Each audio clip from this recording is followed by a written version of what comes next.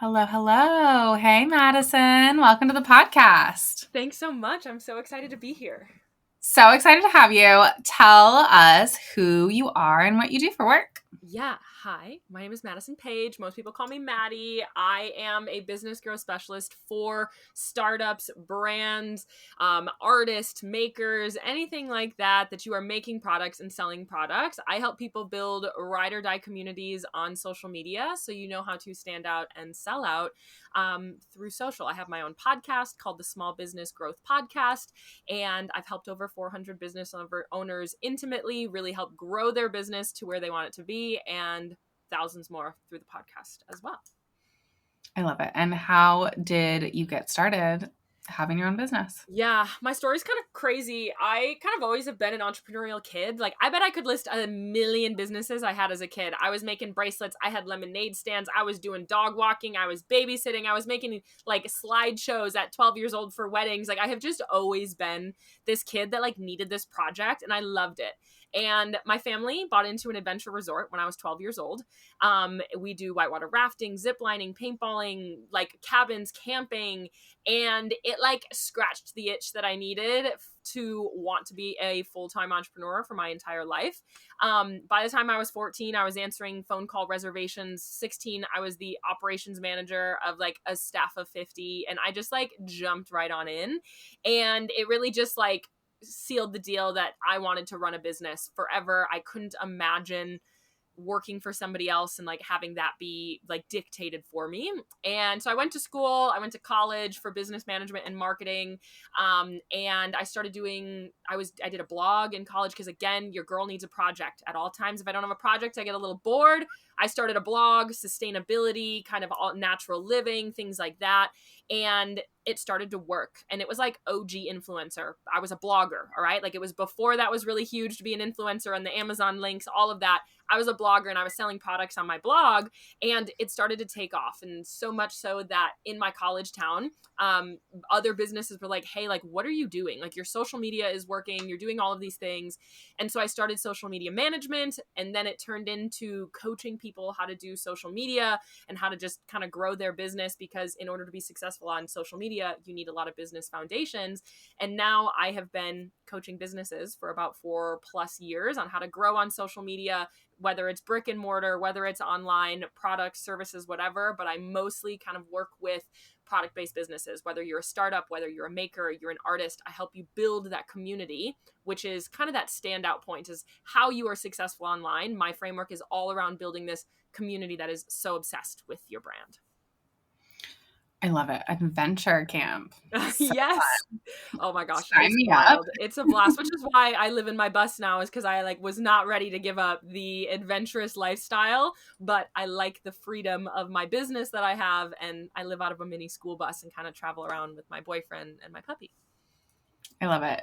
So, okay, what is your sort of structure of your business look like today? Are you meeting with clients more one-on-one? Do you have classes and courses? Yeah. Tell us a little bit more. I have a little bit of everything. My podcast is really where the hub of my community is. It's the Small Business Growth Podcast. I put 2 episodes out a week, and I love hanging out with people there. And then I have my podcast, which is where a lot of people find me. It's where my community is. I'm on Instagram at This Is Madison Paige.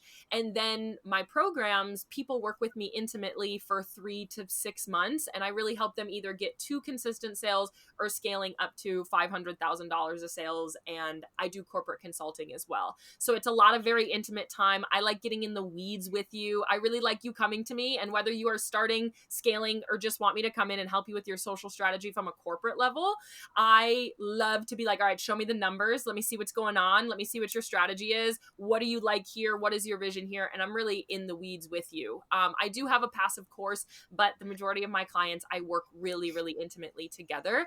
And I have some shorter term stuff. I have like a VIP week, but mostly I am teaching you curriculum, like science-based strategy, in order to make social media make more sense for you, and really have kind of that strategy, that system there for you.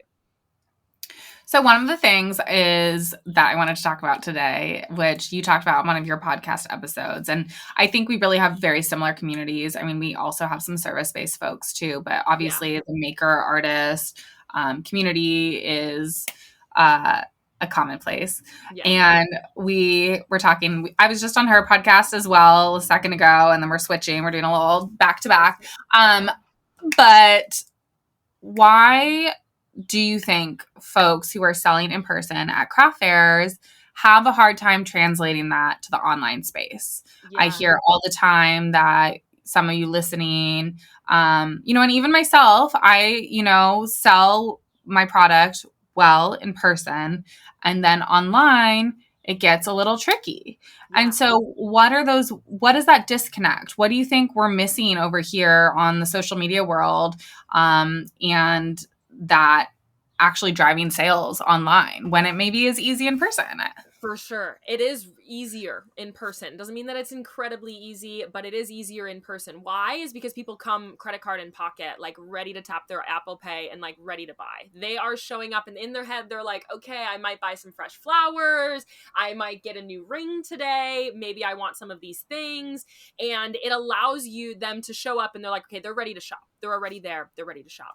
Whereas online, how do you consume content? You're sitting on the couch, you're in line somewhere, maybe you are at a stop sign, don't tell the police, whatever that might be. You are in the middle of doing something. You are doing something else, and a lot of times it's like filling gaps, or you're slumped on the couch, you're disassociating, and you're just like ready to chill. To bring somebody from that chill in between busy life to let me go get my credit card, let me get my Apple Pay going in order to get there is a very different switch. Plus, they don't have that added push of the personal connection that they see in person online, or the feeling, the seeing, the tasting, the smelling of your products. When people can pick up a product and be like, ooh, I love this, immediately they can feel it, they can see the quality of it, they can get the texture of it, makes a very big difference than when they're looking through a screen and you have to create that. And so online, we have to focus on building that personal connection through building community, as well as giving them all of those senses that they can have, answer those questions, and build that on social so people can still get that experience and build that ecosystem of sales online. Why would somebody want what you have? What are the benefits of it? What does it feel like? Is it going to be greasy? Is it going to be like whatever, soft? Like what are the feelings, the textures? And you have to build that online with that personal connection piece, because you can build personal connection and community through social media. Kind of makes that market energy that you feel, that like craft fair energy where you're like, oh, I just wish people could find me and be like, wow, I love this, like they do in person. We want to bring that online. And that's really through building that ecosystem of sales, making that personal connection, and sharing all of the different senses and what it's like to actually own your product, feel your product, wear your product, whatever, online as well. So what are some of those ways that we can get folks excited about our products? Yeah, I would say the number one thing is don't be afraid to create content that's like product placement content. That's how does your product place into their life? Whether you are selling clothing and you're like, this is how I'm styling it, this is how you wear this to a date night, to brunch, to like shopping at Target with the girls, or if it's a candle, like here is my evening routine on how I light my candle, how I journal, how I do these different things. How is this candle placing into, or this product placing into your routine, into your day? How are they using it? So it kind of sets that scene. And this takes a strong understanding of your ideal customer. How would they use your product? When are they lighting your candle? When are they putting your earrings on? When are they putting your, like, where are they wearing that clothing?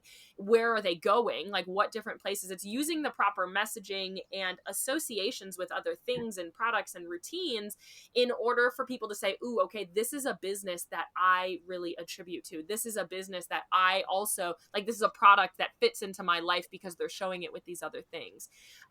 That paired with the senses is if you are selling a product like skincare and candles are two things that are hard to translate online. Skincare, because it's a high involvement product. I am lathering that on my face. Like I need to know what it smells like, what it feels like, what are the ingredients? Is it going to clog my pores? Is it for the oily skin? Is it for dry skin? Whatever. I need to see that texture of that skincare.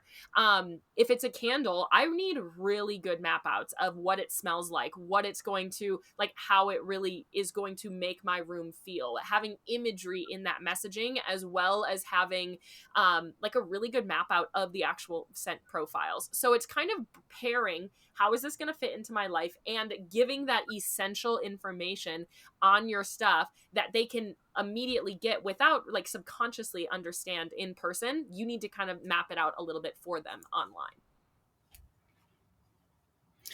And what are some ways that we can get people excited about like a launch, for instance? Let's say Yeah. people are, putting things out to crickets or low sales. Like, what are some ways that we can sort of boost that launch sale? For sure. Yeah. I mean, one of the biggest things that I see is that people don't want to talk about their launch too much before it's actually launched, but 90% of the energy comes prior to the actual launch. If you want people to show up at the launch, you got to talk about it a couple of times at least before you actually are saying this is launching. A problem that I see is people saying, okay, it's out there, go and buy it. And maybe they say, hey, we're launching tomorrow, come and show up. And then they launch it and they say, okay, it's live. You need to build that energy for days, maybe even a week or two plus prior to actually launching it, because people need to see something on average 7 times to even notice it, up to 18 to 24 times to really fully understand what it is. So I'm not saying you need to talk about it 20, 30 times, but sending out an email, putting a couple of posts out there, building the mood board around what this collection really is,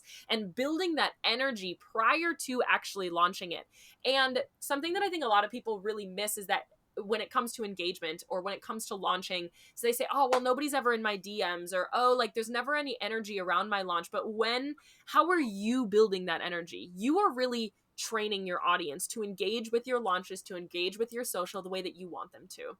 So if you are kind of blasé around your own launches and you're just like, oh, like you're afraid to sell, this is going to be out there, I've been putting so much time and effort into it, would love if you showed up and supported me, people like that is going to be perceived as meek on the other side of the phone as well. If you are showing up and you're saying, oh my gosh, you guys are going to love this. Here's the mood board. This is the best thing I've ever done.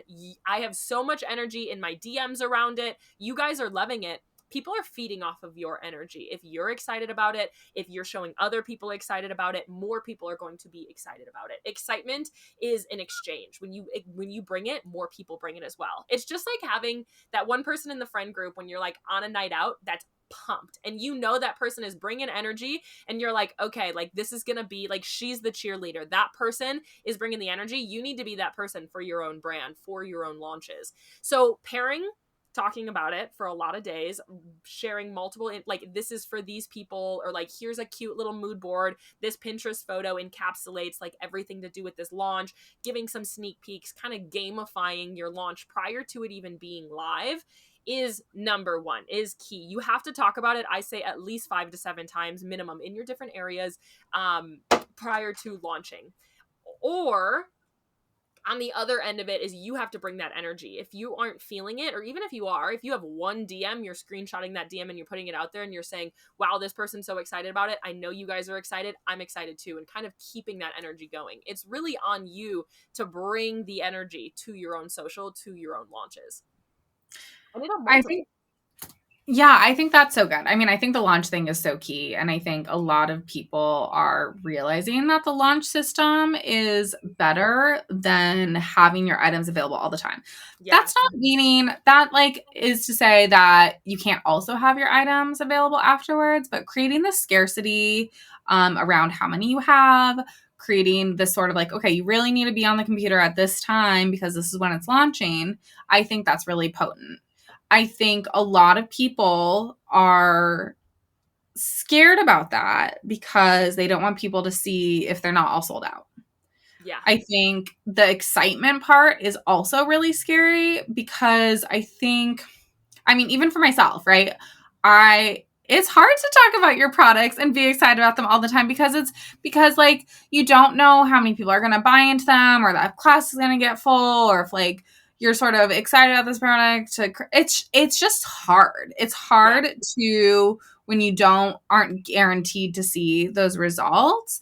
It's almost like you're like faking yourself out, or like I don't know. Do you have anything to say about any of Yeah, that? for sure. And I do think like it is hard, especially in the beginning when you're trying to get to that consistent sales mark of like, Maddie, I can only show up so stoked for so many days in a row before I'm like, and nobody else reciprocating before I'm like, okay, maybe I shouldn't be so stoked about this. And like yes, you can fake it during a launch more than anything. I think is you don't have to be that high energy, that 12 out of 10, 30 days out of the month. You can just do it for those, if you can just bring it for like 3 to 5 days around your launch and bring it like I want you in the morning to sit down and every morning or maybe the first day is write down, oh my gosh, I sold out within an hour. I had so many people so stoked about this. My DMs were blowing up. The cha-ching noise on my phone was going off time after time after time. Holy cow, I'm so excited about how this collection went. And either if you have to rewrite it, if you have to read it, if you have to listen to it, voice record it and listen to it in the morning to bring that energy and show up as if that's happening. Because if we show up as if it might not sell out, it probably isn't going to bring the same amount of energy in return. If we show up and we say this is going to be the best damn thing that has ever came out there and people are going to love it, and we show up with that energy as if it's happening, it'll happen more often. And we see this in people's like first launch. We see this in their first launch that does really well where they're like, oh my gosh, like they're so excited. They have like all of these DMs. They have all of these stories going out of like, oh my gosh, I'm overwhelmed. You guys are crushing it. Like, go and buy it. We're sold out. If you show up with a similar energy before that's actually happening, it'll happen a lot sooner for you. And so I'm not somebody that's like woo woo energetics all the time. When it comes to launching, you need to be confident on what you're selling. I can show up and sell my courses. I can show up and sell my stuff because I know that I know what I'm selling. I know that it's freaking awesome. And whether these other people think that it's not on it's like it's on me to tell them how great it is and to share that experience and to show, okay, look at how cute this is. Look at how you can pair these. You're going to love it. This is all of the benefits, the features, all of this. But if you have that energy and you come forward excited about it, excitement is contagious. If people come to you and they're excited, if you're in a group of people and they're kind of like, huh, like they're kind of melancholy and they're kind of like dip doo and then you're in a group of people that are stoked on life, don't you think that excitement is kind of gonna breed in a different way? And so when it comes to launches are the first thing when you're getting to consistent sales online that you want to master. Why? Because they are inevitably going to be the days that you get the most amount of sales. So if you can master sales for 3 to 5 days of how to launch, start to get those immediate sales. And like you said, having that scarcity there, having it, these are limited edition drops, and it doesn't matter if you don't sell out. The average business, look at Kendra Scott, look at Anthropology, look at all of these other people. They don't sell out right away, and that's okay because they have that inventory there. But having that scarcity is key up front. And so you can have, if you have a small batch, make 5 of them. It's already low inventory. Make 5 of them. If you sell 3, that's great. And you're able to kind of feed off of that. Okay, we only have 3 of these left. We have that small batch there. So yes, it's a lot of how you show up, how confident you are in these things. And it is a little bit of fake it till you make it for 3 to 5 days. But the more you fake it till you make it for those 3 to 5 days, and it isn't faking it if you have a strategy. You know that this is working. You know that there's a method behind this.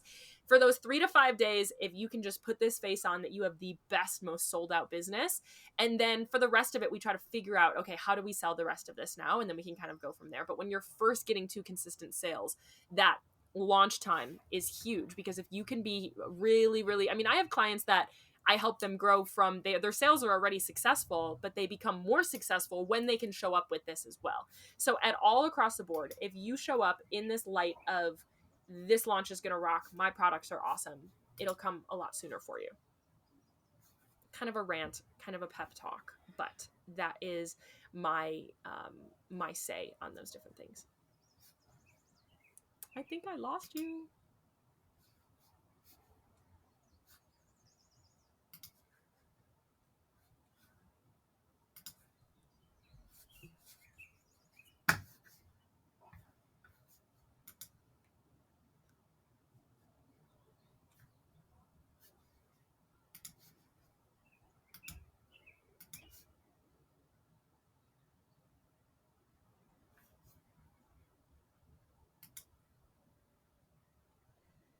Hi. Hi. I don't know what happened. You're okay. It It happens. like logged out of my regular Wi-Fi. I don't know. Sometimes it just like drops. I know I'll have like the best Wi-Fi and it'll just drop like it did on ours as well. That's so weird. Okay, so you were saying about faking it till you make it. Yeah. Let's say you sell 3 out of 5. Yeah. So if you can bring that energy for 3 to 5 days that you have literally the best business and everybody's going to love it and it's going to be incredible, it's going to come sooner than if you show up and you're like, ooh, maybe nobody will buy this. Yeah. And I think that's such a huge mindset shift, and Yeah. it's really challenging. It is And challenging. it's It's still easier said than done. challenging. It's challenging. Yeah. Yeah. And launches can really be exhausting and they can really be Mhm. draining. Do you have any suggestions about how to like keep this excitement for 3 to 5 days? I mean, 3 to 5 days feels tangible.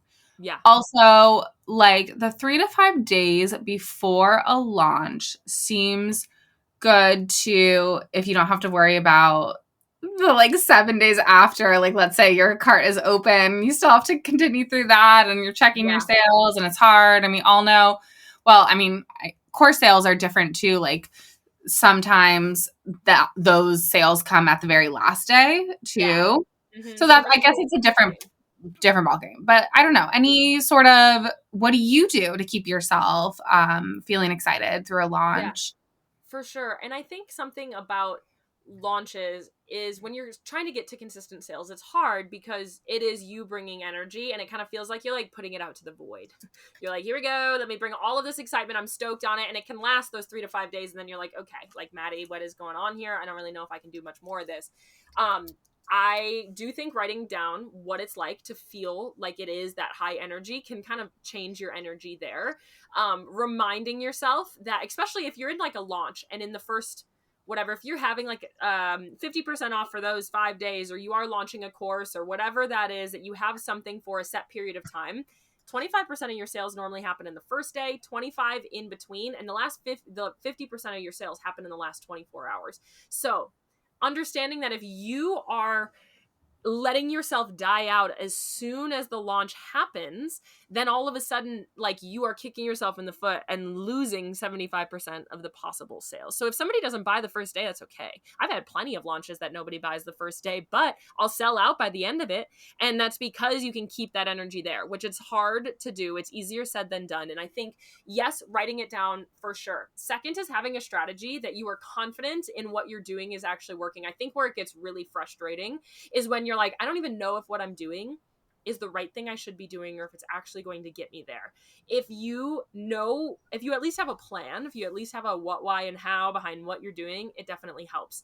Launching is one of my favorite things to teach because you can see a very immediate shift. If you have been nurturing for so long, you're posting on social, you're putting this stuff out there. If you just add sales strategy for 7 days, these 7 days around the launch, you'll start to see that momentum really quickly because that is the time that you are really putting all of that sales strategy into it. So I think launching, understanding that if you can bring that energy 3 to 5 to 7 days, whatever you can give, that your sales can increase very quickly. Whether you have 300 followers, 500, 5,000, whatever, you can see results on those launch days.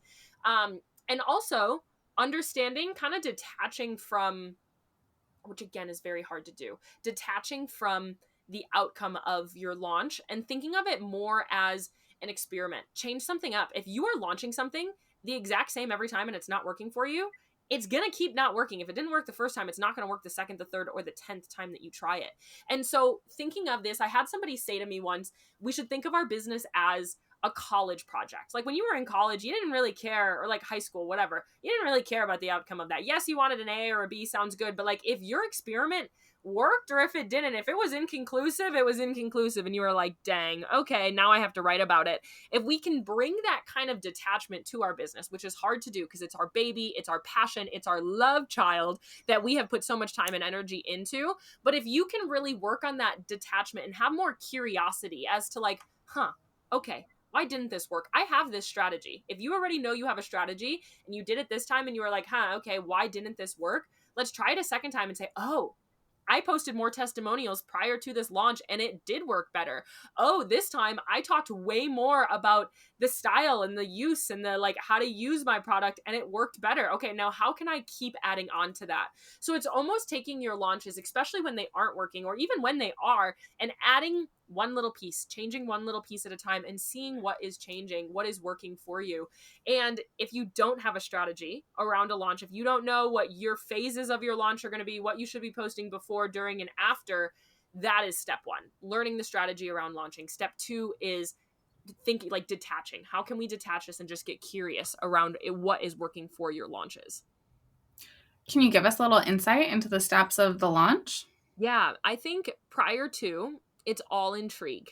Getting people excited, like intrigue. What is it going to be? I think a mood board, giving a mood board to your collection. So if your collection is like whatever, fairy summer wonderland, you're putting some cute little photos out there from Pinterest together and saying, if this is your vibe, this collection is going to be for you. Prior to, you're saying, if this is something that you love, or if you are somebody that wants a summer that looks like this, put 4 little emojis out there. A lot of people, 90% of people, are visually motivated. So if we can visually put kind of a collection, a theme, a vibe to our launch, say this is the type of vibe that it is, announce it, like, okay, here, okay, we're putting this stuff out there, this is the vibe, show we're putting a new line of X, Y, and Z out there, maybe a day or two before you actually release. Show that excitement. We start with intrigue, we switch to excitement. We say, wow, you guys are so stoked about this. I love this. I love that you love it. I love that all of this excitement is happening.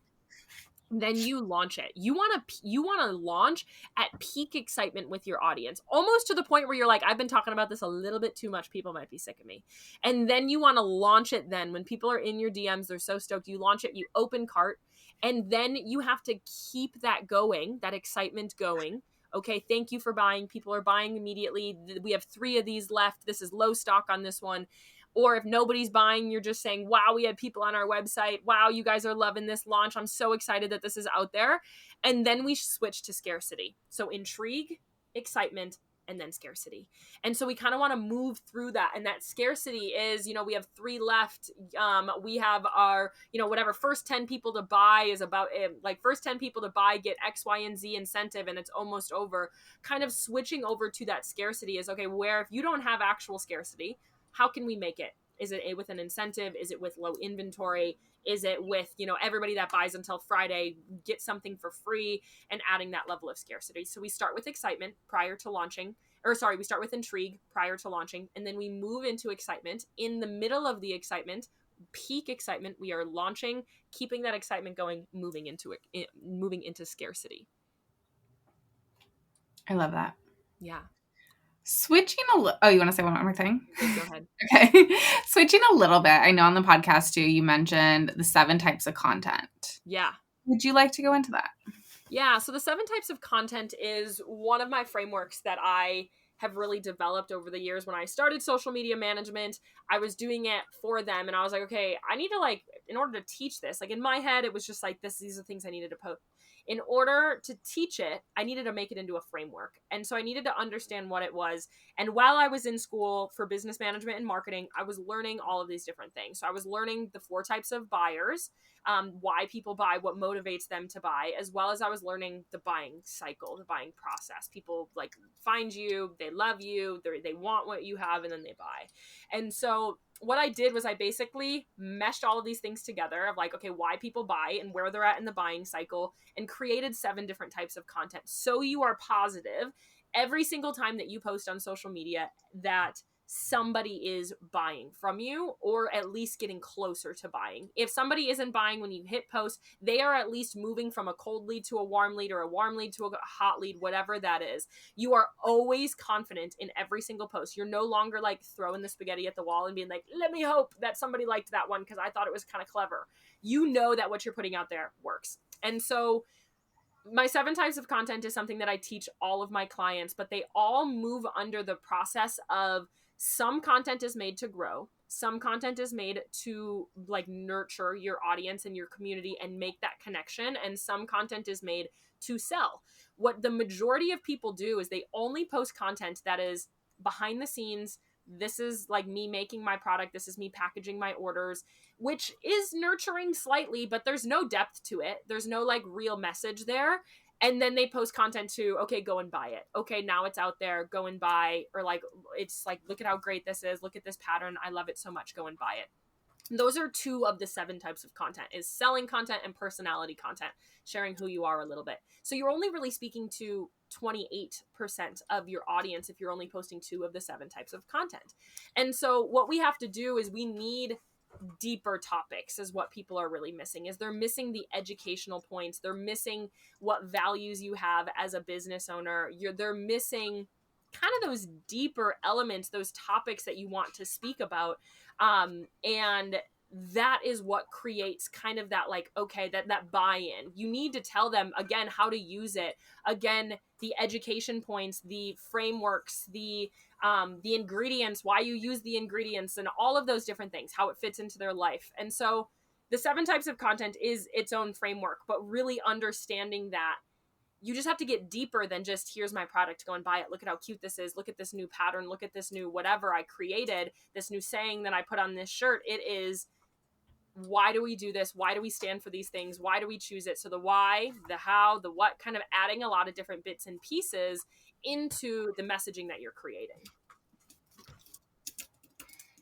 I love it. I'm like taking notes. Yeah, you're good. I love my that. pen literally ran out. So like, I'm scribbling so hard. like, it's not working. I love that. I love a framework. I love a framework. And I think it's so important. And I was listening to your episode the other day too. And I love to share my personal experience too. What happens for me is we do so much that my apparel gets put in last place. Yeah. And it is challenging to have energy. Again, here's this energy portion when I'm managing a team and doing my podcast and throwing events and teaching classes, to also market my apparel. Yeah. But it is so important to do it. And it's it's kind of the origin story of our brand also. Yeah. Like how, I mean, it's about time management, setting aside that time to do it and making sure it's a priority. But I think that depth for the apparel stuff is lacking, where it's not necessarily lacking with our other content. So I've been personally thinking about, like, how do I bring more depth into when I'm talking about our divinity sweatshirt, or talking about, how our business was started with our uterus pin, blah, blah, blah. And I think a lot of people are in that same place, maybe not to the same thing where they're doing all of these revenue streams that I am, but like they're doing a lot. Everyone's doing a lot. Everyone's doing too much. So how, like, we need to prioritize this depth of content. And I think it's easy to throw up a carousel. It's easy to do a trending audio. And we forget about the buying journey. We forget about, like, how are we nurturing people? How are we getting people to find our page? How are we getting them to connect with us? And then how are we telling them? They're missing the sales strategy, which we talked about, this launching. A lot of people are missing doing email marketing, period. Which is so important. But I think, like, conceptualizing this process as a creative process and a scientific process, like, I think that merging is just missing in a lot of our community. And so I think it is helpful to have these sort of, like, checklists. Okay, like, what is this piece of content actually doing? Like, what is the point of this? Or looking at your own content and thinking, okay, like, what is missing here? Like, what pieces are missing here? Or, like, am I just doing what other people are doing? Or am I just sort of, like, surface level putting out a piece of content and checking the box? And regardless, right, having structure behind the piece of content and not caring about the engagement, right? Like, putting your phone down afterwards, not seeing how it's going to do. But, like, knowing that this piece of the content is part of your strategy and part of the customer journey, I think is so important. Yeah, well, and I think a lot of times, a lot of what you just said is so true. I mean, all of it. But what is so important to understand is social media is a gift. Even if I don't think it's wonderful for society, I don't think it's wonderful for people's mental health, I don't think it's great for people in general, for business owners, it's a gift. And we are given this platform that millions of people are already active on for hours a day. And you are given this platform to be able to create for free. And yes, you can pay for it. Yes, there's monetary elements. You can pay for ads, you can pay for reach, you can do all of these things. But at the end of the day, you can build this business for free. I truly can't even imagine building a business, especially the business I have now, without social media. I have no idea how I would do it. I would have to rework a lot. And so we were given this gift, and I think a lot of people first see themselves as a creator, as a maker. They want to be the person they love. The reason they started their business, especially in the maker world, is because they love the product, and they love either, maybe it was a hobby for them. Maybe they embroidered, or maybe they did pottery or whatever, and then they made it into a business. Whereas they were that artist first, and then they're adding this other marketing business owner hat. Whereas in business, it is a mix between art and science. There is science there, and there is a creative process there. So we kind of have to find that mix, but you have to have the art behind it, and you have to have the strategy in order for it to work. And so many creators, crafters, makers, whatever, business owners in general, almost try to add this business owner hat onto this hobby or onto this activity that they love to do.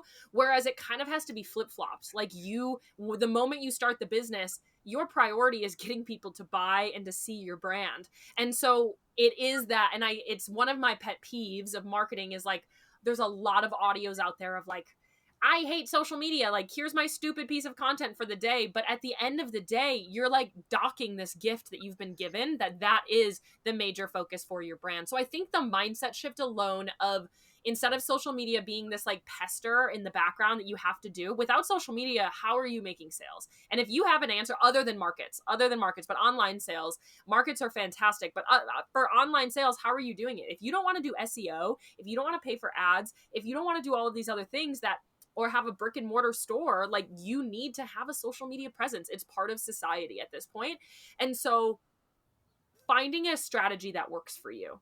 If you are feeling like social media is daunting, is like over consuming of your life, it's frustrating. 100%. A lot of times you don't have a strategy that really works for you and for your own brain, or you just don't have like the science and the why behind all of it. If right now I asked you, why did you post that? Or like, what was the intention behind it? Did you have like, what stage of that buying cycle are you in? Most people would say, Maddie, I have absolutely no freaking idea, because I just put it out there. Whereas when you know those, it's not adding anything to your plate. It's actually just making what you're already doing stronger.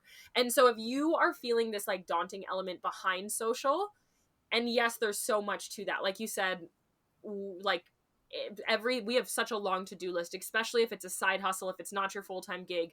Your life, it is busy. Life is busy, 100%. But social media, honestly, if you were doing nothing else other than making your product and posting quality content on social media with a strategy, I would be happy, because your social media, at least putting a piece of content out there, can make you feel like somebody is either getting closer to buying, finding me, or wanting to at least check out my website. And so when it comes to that frustration, I think finding like, not everybody's strategy is going to work for you. I'll be the first to say that I teach a very community-based, like heart-based strategy that like, you are going to be a part of your business. You're going to be, I don't want to say you're the face of the business, but people are going to connect to you as a business owner. If that's something that you are like, absolutely not, I can teach you other ways, but I think you're missing out on a major strategy. There's other people that say, absolutely don't put your face behind your social. You just need to post 4 times a day, and that's good. That's not my strategy. My strategy is very intentional, very methodical. And so you have to find somebody that you like the way they market, or you like their ideals, their values, and learn a strategy that you feel like really works for you with science, and then you can, with strategy, and then you can morph it into what feels really good for you. I love that. Yeah. Let's see. How do you balance it all? How are the ways that you take care of yourself in your day? And I want a disclaimer that 100% that I don't have kids. I do this full time. I've been doing it full time for a long time. I have literally been a business owner or a manager since I was 16. And so I was given, when I was working at my family's business, I was working 17-hour days. I was burnt out. I had the longest to-do list, the highest expectations on myself. And when I started this business, I said it was enough and I wasn't going to do that. I value freedom and balance in your life, no matter if you have a product-based business, a service-based business, whatever, you deserve to have time outside of your business. What I think is incredibly important as a business owner is to build your identity, as anybody, build your identity into who you are as a person, your values, your interests, your hobbies, outside of your accomplishments, which I think is really hard for a lot of us, and something I am still working on. Is so when that launch doesn't work, you can look at it and be like, all right, I'm still an incredible person. I have my self-worth elsewhere. But why did this not work? And look at it from that curiosity point and that strategy point of like, all right, like what did I do here that like just didn't really work as well? And so I think taking care of yourself outside of it and building an identity separate from being a business owner. This goes for moms, this goes for anybody. I sunk my identity into my family's business, and when I chose to step away from it, I realized I had no idea who I was outside of it. And so I had to build that own identity, my own self-worth outside of these things that I was doing and trying to accomplish. Because at the moment that it goes away, it's just like an athlete when they have played a sport through college since they were 5 years old. That last game, their senior year of college, they're not going pro. They're like, who am I? What am I going to do? This was my life. This was what I put so much into. And so taking time for yourself, when you see your self-worth outside of your achievements, it makes you want to prioritize that balance a little bit more. Prioritizing, whatever it is, if you like to go for walks, if you like yoga, if you like all of these other things, how I do it is going to be different than how you do it, because I like different things than you do. I value different things. For me, I love a good slow morning. So I have my little routine that I do in the morning. I do a meditation. I do gratitude. I read 5 to 10 pages of a book. Maybe I'll check out what's going on in the news, but like maybe a little bit. And I'll do a morning routine. I'm really into kind of the health and wellness and all natural lifestyle stuff. So I have a lot of supplements, and I do yoga, or I'll do different workouts, or I'll go for a walk or something like that. But really having your own time. Like I tell myself I work 10 to 4 every day, non-negotiable. Am I most of the time answering messages by 8 a.m.? Yeah, I am, but I non-negotiable work from 10 to 4. And what I like to say is be structured when you can be. So when you don't want to be, you don't have to be. And so you can be structured. I tell myself I work 10 to 4, but if one of my friends on a Wednesday says, hey, Maddie, I'm going out to lunch. Do you want to join me? And I've been structured and I feel like my calendar is okay, I will say yes, because I've been so structured on those other days. So when I didn't want to be, I can say, yeah, sure, I'll go and get lunch with a friend. And so it's giving yourself structure where you can, when you can. And if that's 1 hour a day, once your baby is in bed and you are able to sit down, that 1 hour, we want to make sure it is as effective as possible and be structured in that 1 hour. So when maybe tomorrow your baby's a little fussy before bed, you're not able to do it, you still feel good because you were able to at least do it yesterday. And so finding the structure, finding the time management that works for you, as well as having things outside of business. Something I've been working on is trying to figure out how to, because my business is on my phone, how to detach from it on the weekends and the evenings and all of this. And it's a hard thing to do because I see the notifications pop up. I see all of these other things and you're like kind of constantly on it. So trying to find different ways that work for you, that sets boundaries, that allows you to do it. So setting your own calendar, being structured in your calendar, in whatever time you are given or that you have, that you can allot, even if it's an hour a week or 2 hours a week, like those 2 hours, you are so zoned in and you know exactly what you're doing. Having kind of those routines, but also knowing that you have this life outside of it and you have this self-worth outside of it. You have these values, you have all of these other interests that you can also utilize to decompress. And a lot of times it's in that decompression and those restful times that we're actually able to build our business or have better ideas or actually do better for everything else that we're building. And that's the cool benefit of running your own business, right? Like Yeah. that you do have time for stuff outside, and hopefully you love your business. And I think the more burnt out you are, the more you don't like your business.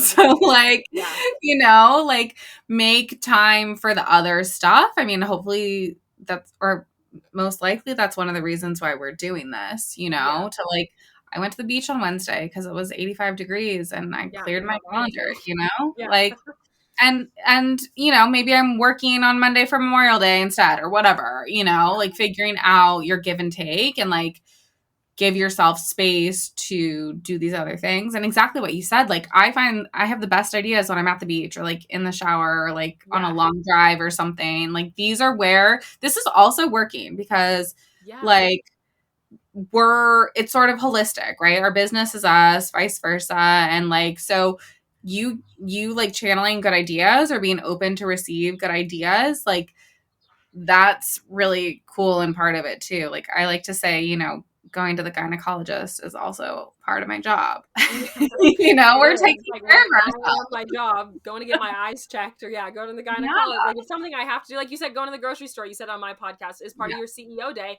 because we do have to eat at We some have, point. yeah, we have to do all these things. And like, we have to take care of ourselves. Yeah. And it is why we have a business is for that freedom. And I like to call it kind of the freepreneur lifestyle is like having this balance. And I think a lot of people start their business for that, but it gets lost. They get lost in the sauce of everything else.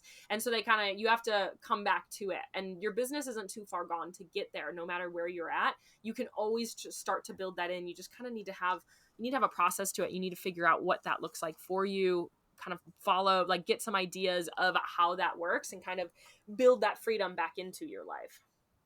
Yeah, and there might be seasons when you're busier than other times too, but as long as you're like overcorrecting and sort of Yeah. knowing that and And acknowledging that. this is Memorial Day weekend, and honestly, I'm stoked to work all weekend. Like, I don't have anything going on. I had an opportunity to it, but like, I feel a ton of motivation right now. I feel a lot of inspiration. I feel like I have a lot of ideas and things I want to implement.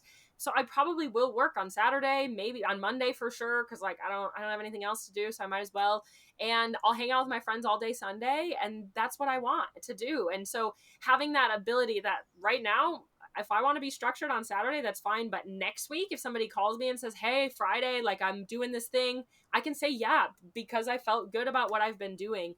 And I don't feel like I have to be like that guilt-free time away from your business is good. And understanding there's times of hustle, even though I'm all about balance, there's weeks that I'm overloaded 100%.